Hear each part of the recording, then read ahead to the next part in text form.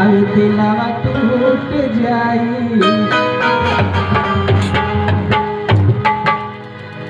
आ गई पूजा। सेम two you.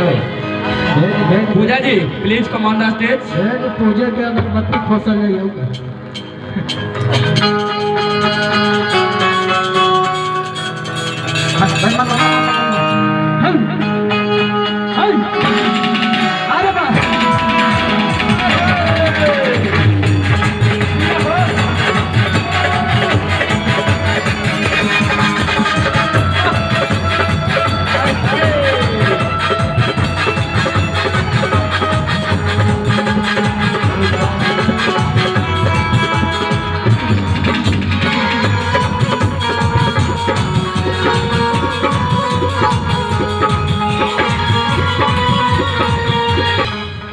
Priyanka ji के लिए तो कुछ बोले ही दिए उतना।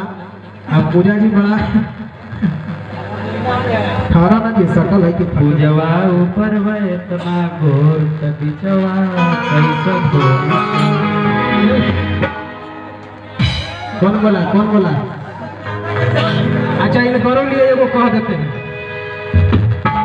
अरे की मलाई देख के हाथे करना मन करे चाटेला।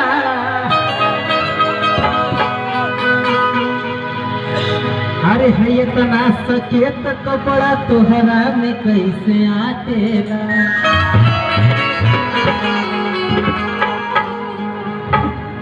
कि अपने पहिरे लुकी कवन सब पहिरावेला।